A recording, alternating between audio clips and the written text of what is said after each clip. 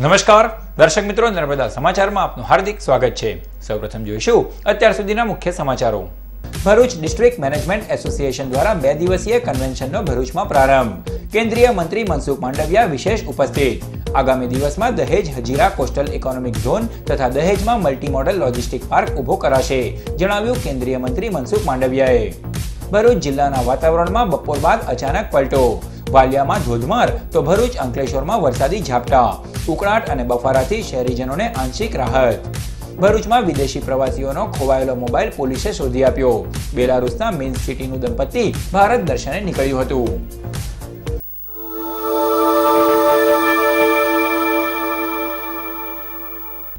Bharuch district management association દ્વારા 2 દિવસીય રાષ્ટ્રીય કોન્ક્લેવનું આયોજન કરાયું છે, જેનો પ્રારંભ આજરોજ કેન્દ્રીય મંત્રી Mansukh Mandaviya, Canadian high commissioner Nadir Patel, રાજ્યના ઉદ્યોગ મંત્રી રોહિત પટેલ તથા અન્ય આગેવાનોની ઉપસ્થિતિમાં કરાયો।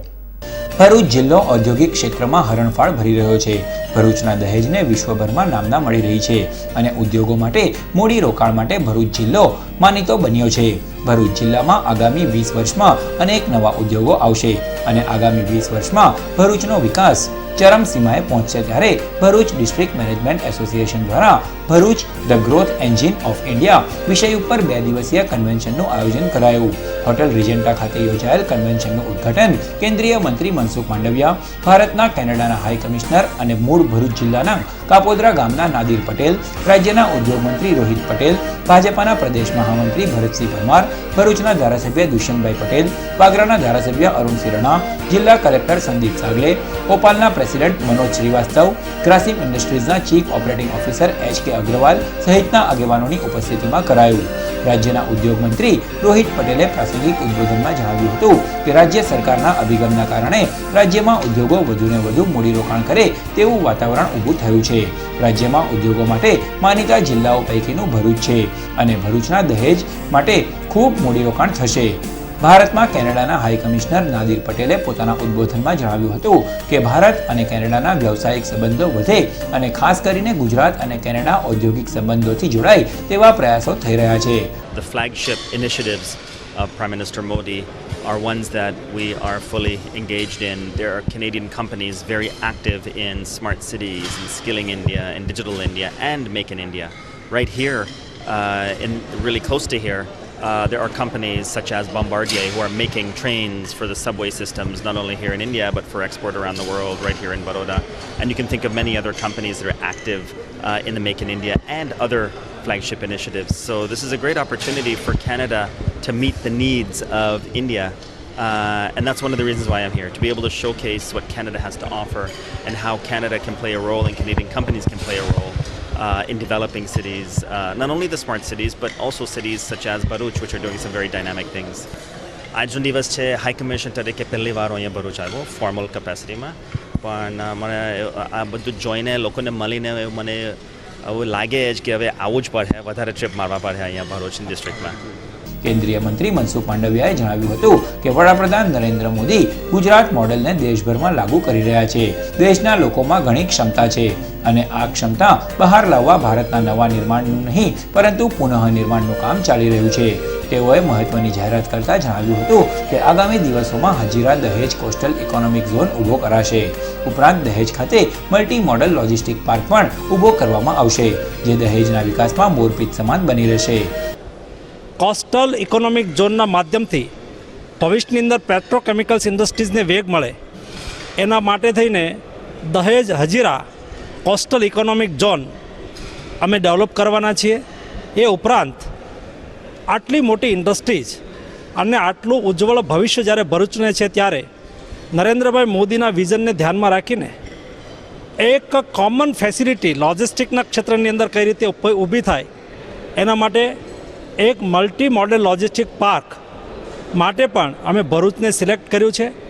આ બધા જ ક્ષેત્રોની અંદર ભરૂચની ઇન્ડસ્ટ્રીઝની ઓપોર્ચ્યુનિટીને ધ્યાનમાં રાખીને, ટ્રેડિશનલ શક્યતાઓ અને ક્ષમતાઓને ધ્યાનમાં રાખીને હું સ્પષ્ટ કહી શકું કે ભવિષ્યની અંદર ભરૂચ એ પેટ્રોકેમિકલ સેક્ટરની અંદર, ઇન્ડસ્ટ્રીયલ સેક્ટરની અંદર એક મહત્વની ભૂમિકા અદા કરશે। કાર્યક્રમને સફળ બનાવવા ભરૂચ ડિસ્ટ્રિક્ટ મેનેજમેન્ટ એસોસિએશનના પ્રમુખ Parag Sheth, national management convention 2017ના chairman DM Gandhi, programme committee chairman Harish Joshi તથા એસોસિએશનના સભ્યોએ જહેમત ઉઠાવી હતી.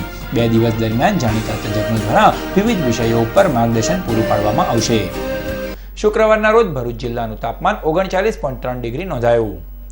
સમગ્ર દિવસ દરમિયાન 39.3 ડિગ્રી તાપમાન રહ્યા બાદ ભરૂચ જિલ્લાના વાતાવરણમાં આજે અચાનક જ એકાએક પલટો આવ્યો હતો.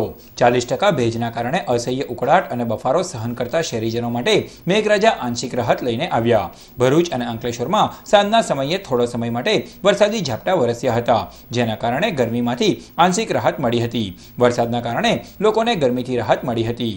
તો બીજી તરફ વાલિયા પંથકમાં બપોરના સમયે એકાએક ધોધમાર વરસાદ વરસતા ઠંડક પ્રસરી ગઈ હતી.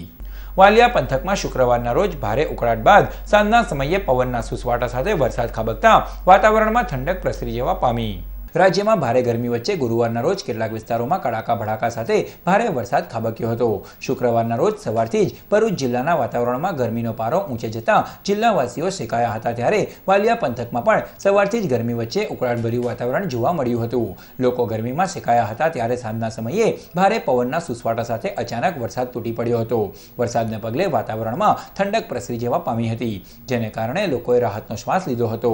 અચાનક વરસેલા વરસાદને પગલે ખેડૂતો ખુશખુશાલ જોવા મળ્યા હતા. 10 થી 15 મિનિટ ખાબકેલા વરસાદને પગલે સર્વત્ર પાણીના ખાબોચિયા ભરાઈ ગયા હતા. ભરૂચમાં વિદેશી પ્રવાસીઓનો ખોવાયેલો મોબાઈલ પોલીસે શોધી આપ્યો. બેલારુસ દેશના મિન્સ્ક સિટી ખાતે રહેતું દંપતી ભારત દર્શને નીકળ્યું હોય તેઓ સુરતથી એક કારમાં ભરૂચ સુધી પહોંચ્યા હતા. દરમિયાન તેમનો મોબાઈલ કારમાં ભૂલાઈ જતા તેઓ અટવાઈ જતા યેન કેન પ્રકારે ભરૂચ એસઓજી પોલીસના સંપર્કમાં આવ્યા હતા. જે બાદ એસઓજીની ટીમે તાત્કાલિક એક્શનમાં આવી મોબાઈલ ટ્રેસ કરી કાર ચાલકનો સંપર્ક કરી તેમને તેમનો મોબાઈલ પરત અપાવ્યો હતો. ગુજરાત પોલીસની કામગીરીથી વિદેશી દંપતીએ ભાવવિભોર થઈ તેમની કામગીરીને સરાહી હતી. So we want to say very big thank you for local police, because we were going from Mumbai to Delhi and we stayed in the city and we had very bad story. We lost our phone on some car and our phone was locked on fly mode. It was big problem. We cannot do something. We just came to police with big shock, with a lot of questions, but they did their work very operative. They said us, don't worry, we will find your phone. And it's true, we came to the place where it happened, then they called to some place, another call, then we went to some city and we found our phone, and it's big pleasure to see so nice and good work of police. Bharuch જિલ્લાની ઈચ્છુક બહેનોએ TV ચેનલના રસોઈ શોમાં ભાગ લેવા માટે mobile number 8200845847 ઉપર સંપર્ક કરવા માટે જણાવવામાં આવ્યું છે.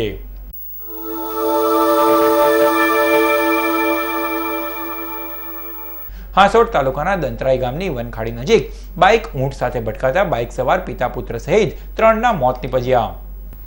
હાંસોડ તાલુકાના ભગવાન ગામ ખાતે રહેતા મહેન્દ્ર રાઠોડ પોતાની બાઇક પર તેઓના 13 વર્ષીય પુત્ર કરણ અને 37 વર્ષીય રમેશ રાઠોડ સાથે પુત્ર કરણને મૂકવા અંબેટા ગામે જવા રવાના થયા હતા. તેઓ દંતરાઈ ગામની વનખાડી પાસેથી પસાર થતા હતા. તે દરમિયાન અચાનક ઊંટ આવી જતા તેની સાથે ભટકાતા મહેન્દ્ર રાઠોડ, પુત્ર કરણ અને રમેશ રાઠોડને ગંભીર ઈજાઓ પહોંચતા ઘટના સ્થળે જ તેઓના કરુણ મોત નીપજ્યા હતા. આ અકસ્માતની જાણ હાંસોડ પોલીસ મથકમાં થતા પોલીસે દોડી આવી ત્રણેયના મૃતદેહને પોસ્ટમોર્ટમ અર્થે ખસેડવામાં આવ્યા હતા. નર્મદા જિલ્લા ગંગા દશેરા પર્વની ભક્તિભાવપૂર્વક ઉજવણી કરવામાં આવી. ગુજરાતમાંથી પસાર થતી નર્મદા નદીનું ધાર્મિક મહત્વ અનેરું છે. ગંગા નદી જેટલું જ મહત્વ ધરાવતી આ નર્મદા નદીની ગંગા દશેરા નિમિત્તે પૂજા અર્ચના અને દીવડાઓ કરવામાં આવે છે. જેઠ મહિનાના શુક્લ પક્ષમાં આ તહેવાર નર્મદા જિલ્લામાં ભારે ધામધૂમથી મનાવાય છે. જે દિવસે શ્રદ્ધાળુઓ મોટી સંખ્યામાં દર્શનાર્થે પધારે છે. હિન્દુ ધર્મમાં ગંગા દશેરાનું ખૂબ મહત્વ રહેલું છે. શાસ્ત્રો પ્રમાણે જે દિવસે ગંગા નદી પૃથ્વી પર અવતરણ પામી હતી તે દિવસે જેઠ શુક્લ પક્ષ 10મી તિથિ હતી. આ કારણે દર વર્ષે જેઠ મહિનાની શુક્લ પક્ષની 10મી તિથિએ ગંગા દશેરાનું પર્વ મનાવવામાં આવે છે. માન્યતા છે કે આ દિવસે નર્મદાજીમાં સ્નાન કરવાથી ગંગાજીમાં સ્નાન કર્યાનું પુણ્ય મળે છે. ચાલુ સાલે આ પર્વ 26મી મે થી 5મી જૂન સુધી ગંગા દશેરાનું પર્વ મનાવવામાં આવી રહ્યું છે. આ દિવસોમાં નર્મદા મૈયાને 52 ગજની સાડી અને 10,000 દીવડા પ્રગટાવવામાં આવે છે.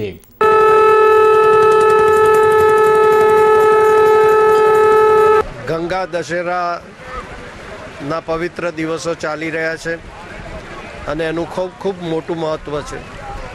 દેશમાં ગંગા, નર્મદા, સરસ્વતી ને માતા તરીકે આપણે પૂજીએ છીએ. તમામ નદીઓને માતા તરીકે પૂજીએ છીએ. ગંગા માટે એમ કહેવાય કે ગંગામાં સ્નાન કરીએ અને પવિત્ર થવાય. તો નર્મદા માટે એમ કહેવાય કે નર્મદાના દર્શન માત્રથી આપણે પવિત્ર થઈએ છીએ. એવી આ નર્મદા આપણી માં છે. અને ગંગા અને નર્મદાના આ એક બહુ જ મહત્ત્વના પ્રસંગે જે નર્મદા દશેરા, ગંગા દશેરા તરીકે ઉજવાઈ રહ્યો છે. ભરૂચ શહેરના શક્તિનાથ મહાદેવ મંદિર પાસેના મેદાનમાં શાકભાજીની લારી અને વાહનો પાર્ક કરાતા સ્થાનિકોએ વિરોધ નોંધાવ્યો છે. છેલ્લા ઘણા સમયથી ભરૂચ શહેરના શક્તિનાથ મહાદેવ મંદિર પાસે મેદાનમાં અવારનવાર ખડકી દેવાતી લારીઓ અને વાહનોને કારણે આસપાસની સોસાયટીના રહીશો ભારે હાલાકી વેઠી રહ્યા છે.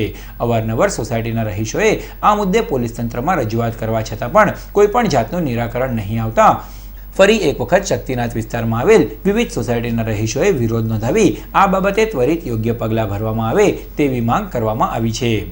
અમારા ત્યાં મંદિરની અંદર સત્સંગ ભવનની અંદર દર વર્ષોથી સત્સંગ ચાલે છે અને એ સત્સંગની અંદર લગભગ 300થી 400 સિનિયર સિટીઝનો સત્સંગ સાંભળવા માટે આવે છે.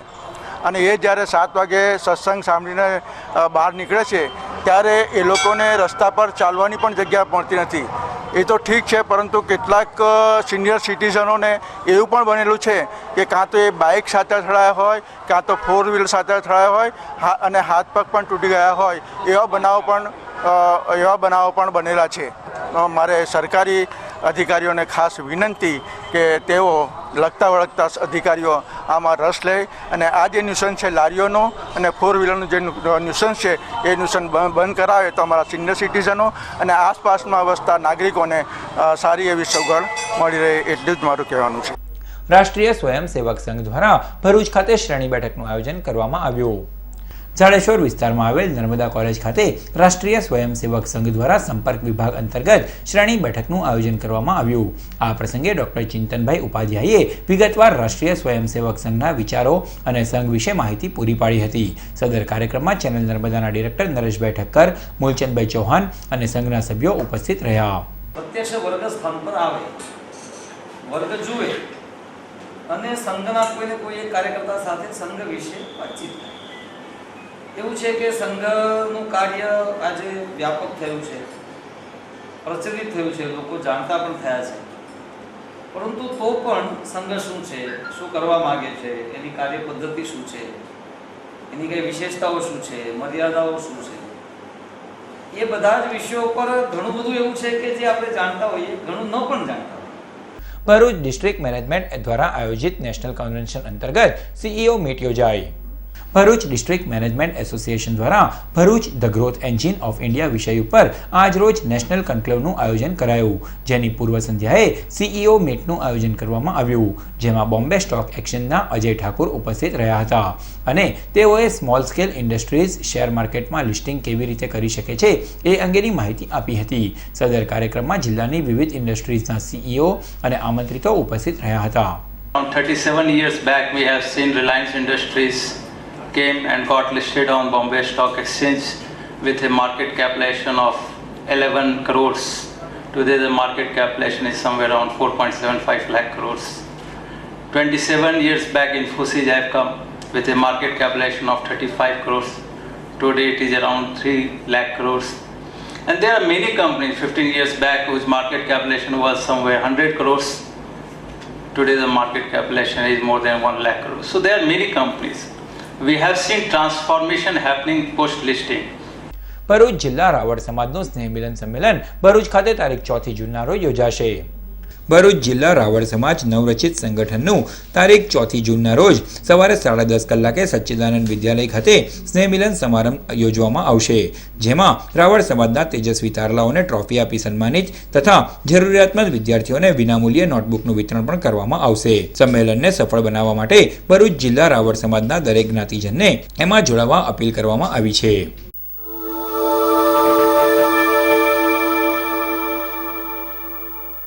સમાચાર પૂર્ણ કરતા પહેલા મુખ્ય સમાચારો પર ફરી એક નજર. ભરૂચ ડિસ્ટ્રિક્ટ મેનેજમેન્ટ એસોસિએશન દ્વારા 2 દિવસીય કન્વેન્શનનો ભરૂચમાં પ્રારંભ. કેન્દ્રીય મંત્રી મનસુખ માંડવિયા વિશેષ ઉપસ્થિત. આગામી દિવસમાં દહેજ હજીરા કોસ્ટલ ઇકોનોમિક ઝોન તથા દહેજમાં મલ્ટી મોડલ લોજિસ્ટિક પાર્ક ઊભો કરાશે, જણાવ્યું કેન્દ્રીય મંત્રી મનસુખ માંડવિયાએ. ભરૂચ જિલ્લાના વાતાવરણમાં બપોર બાદ અચાનક પલટો. વાલિયામાં ધોધમાર તો ભરૂચ અંકલેશ્વરમાં વરસાદી ઝાપટા.